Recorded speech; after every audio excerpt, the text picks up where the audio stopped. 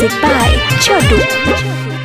करिया बलम पे गुमान तोहरा तना, करिया बलम पे गुमान तोहरा तना, पौले रहत गोर, हाँ हाँ पौले रहत गोर, पौले रहत गोर तऊ तान चल तू के तना, पौले रहत गोर तऊ तान चल तू के तना, पौले रहत गोर तऊ।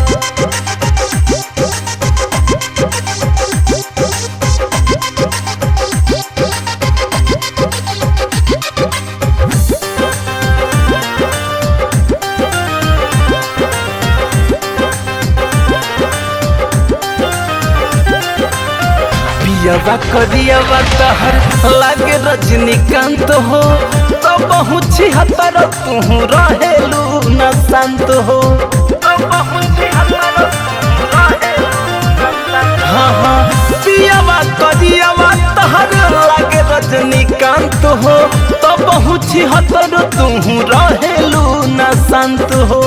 फुटल हारमोनिया के तान बटे तना, फुटल हारमोनिया के तान बटे तना, पौले रहत गोर, हाँ हाँ पौले रहत गोर, पौले रहत गोर तऊ तान चल तू के तना, पौले रहत गोर तऊ तान चल तू के तना, पौले रहत गोर तऊ।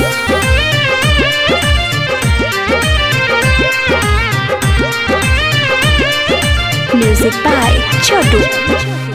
घर में बड़ाई उनकर तनिको नाला जालू, परियठ बलमुआ पे खूबे तरालू, हाँ हाँ घर में बड़ाई उनकर तनिको नाला जालू, परियठ बलमुआ पे खूबे तरालू।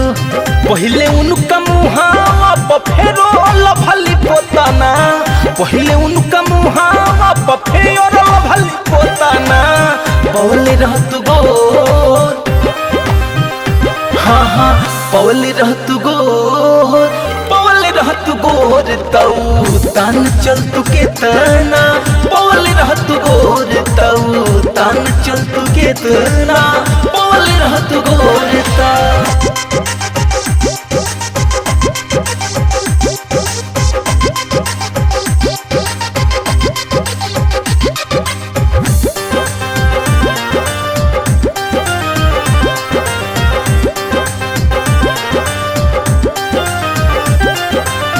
कहेलू की फीट मोरबा लमुआ तूफानी, रवि शंकर श्रीमत के काहे के बखानी,